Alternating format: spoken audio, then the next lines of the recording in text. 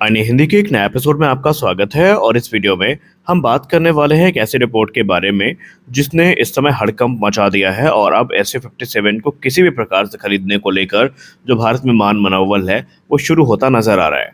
दोस्तों, south Asia में air power balance को लेकर एक बहुत बड़ी खबर सामने आई है।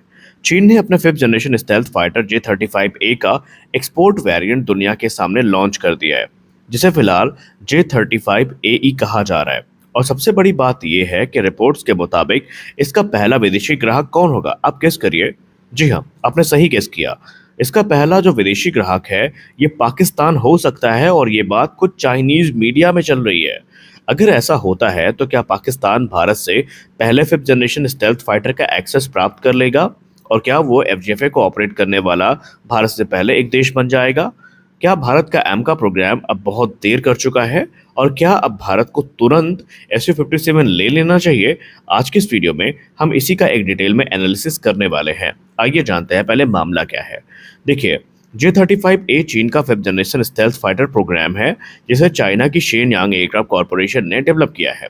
इससे अक्सर चीन का जवाब अमेरिकी F-35 फाइटर जेट को माना जाता है। चाइनीज मीडिया तो इसको F-22 के समकक्ष भी रख के दिखा देती है।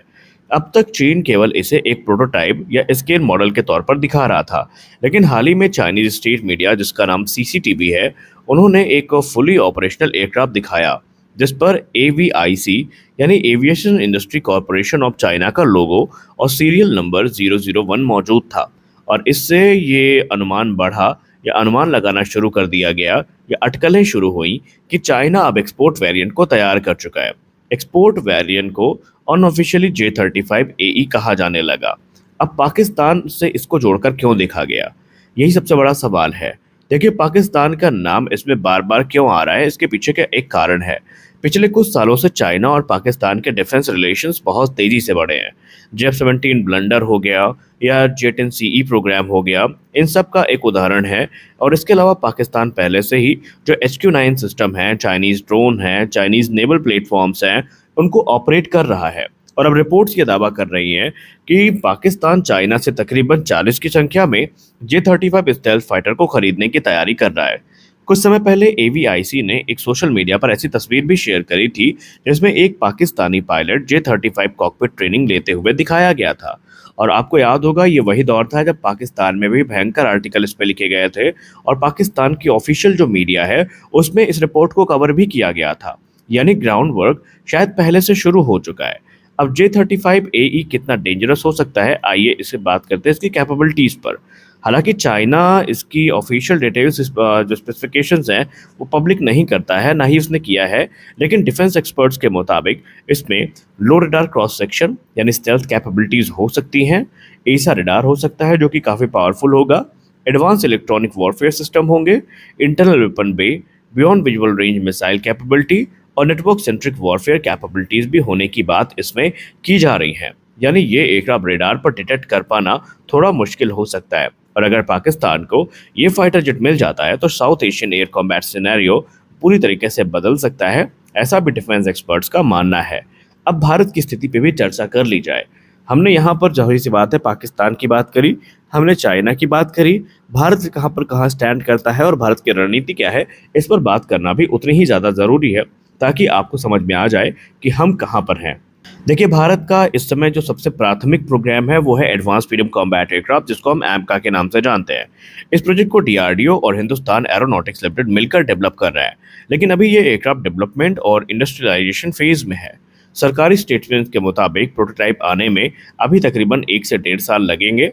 पहली उड़ान जो है 2028 या 29 तक हो सकती है और फुली ऑपरेशनल जो इंडक्शन है वो हमें 2035 तक होता ही नजर आ रहा है। उसके पहले इसे भारतीय वायुसेना की ज्वाइन करने की जो उम्मीदें हैं वो बहुत ज़्यादा कम है। और अगर 2035 तक जैसा हमने आज तक इतिहास देखा है HAL और ADA का ये हो जाए तब भी बहुत बड़ी बात है। यानी अभी इंडिया के पास कोई ऑपरेशनल स्टेल्थ फाइटर तैयार तो दूर की बात, अभी हमारे पास कोई अवेलेबल ऑप्शन फिलहाल तो नहीं है। तो अब भारत को क्या करना चाहिए? क्या भारत को SU-57 खरीदना पड़ेगा? और यही एक सबसे बड़ा स्ट्रेटेजिक डिबेट बन चुका है। अगर पाकिस्तान को J-35AE जल्दी मिल जाते हैं तो भारत को शॉर्ट टर्म गैप भरने के लिए किसी फॉरेन स्टेल्थ फाइटर की ज़रूरत पड़ सकती है। इसीलिए रूस के SU-57 फैलन का नाम बार बार सामने आ रहा है। रिपोर्ट्स में दावा किया गया कि इंडिया आंतरिक समाधान के तौर पर लिमिटेड नंबर्स में SU-57 को खरीदने का विचार कर रहा है। हालांकि इसमें भी कई सवाल हैं। इनका कॉस्ट कितना होगा, टेक्नोलॉजी ट्रांसफर मिलेगा या नहीं, इंडियन वेपन इंटीग्रेशन होगा या नहीं, मेंटेनेंस और इंजन रिलायबिलिटी कैसी होगी।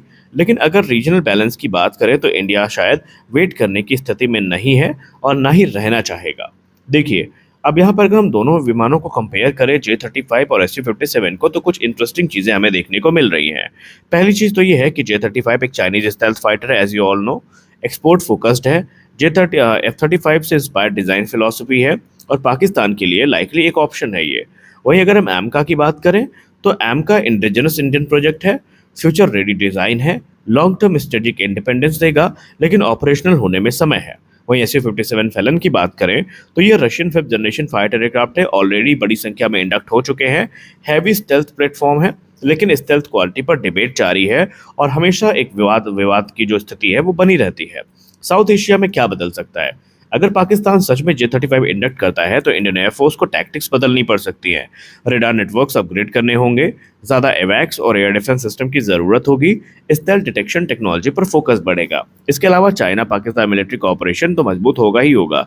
तो कुल मिलाकर सबसे महत्वपूर्ण बात यह है कि 5th जनरेशन फाइटर एयरक्राफ्ट केवल एक एयरक्राफ्ट नहीं होगा, ये एक पूरा इकोसिस्टम होता है जहाँ पर stealth, sensor, AI assisted warfare, data fusion, electronic warfare, network centric combat, China इस क्षेत्र में बहुत तेज़ी से आगे बढ़ चुका है और बढ़ रहा है। इनफैक्ट आपको बता दें, रियलिटी ये है कि जिस समय हम भारत के 5th जनरेशन फाइटर एयरक्राफ्ट को लेकर ये चर्चा कर रहे हैं कि एमका आएगा भी या नहीं आएगा, और आएगा तो कब तक आएगा, SU-57 लेना चाहिए या नहीं, कब तक लेंगे, चाइना ऑलरेडी, आपको पता होना चाहिए कि 6th जनरेशन फाइटर एयरक्राफ्ट को उड़ा चुका है। ऑलरेडी उनके 6th generation fighter aircraft testing से गुजर रहे हैं। यानी जब तक हम अपने 5th जनरेशन फाइटर एयरक्राफ्ट को डिप्लॉय करेंगे, चाइना ऑलरेडी अपने 6th जन फाइटर्स को डिप्लॉय कर चुका होगा। तो हमारे पास ज़्यादा सोचने का इस समय नहीं है। तो यहाँ पर आपको समझनी होगी कि भारत का, लेकिन यहाँ पर एक फोकस है, भारत का फोकस ये है लॉन्ग टर्म इंडिजिनस कैपेबिलिटी पर, और एमका और SU-57 के बीच में इसी चीज़ की जो कशमकश है उस पर भारत फंसा हुआ है। अब देखने वाला बात यह होगा कि क्या सच में पाकिस्तान के लिए J-35 मिलना इतना आसान है, क्या पाकिस्तान फाइनेंशियली ऐसे स्ट्रॉन्ग पोजीशन में है कि वो उसको ले पाए। और चाइना ऑलरेडी आप सब जानते हैं कि प्रोपेगेंडा में काफ़ी फास्ट है, और एक्सपर्ट्स मानते हैं कि अभी 2030 के दशक तक चाइना इस स्थिति में खुद नहीं होगा कि वो इनको डिलीवर कर सके। लेकिन फिर भी हम किसी चीज़ को हल्के में नहीं ले सकते। आपको क्या लगता है, क्या भारत को तत्काल SU-57 जेट लेना चाहिए, या फिर हमें चाइना के इस जो अभी नैरेटिव जनरेट किया गया है, या जो भी आप कह लें, उससे पैनिक हो करके अपने एमका प्रोग्राम को तेज़ करना चाहिए? आप अपनी राय ज़रूर दें। मिलते हैं अगले वीडियो में, तब तक के लिए जय हिंद।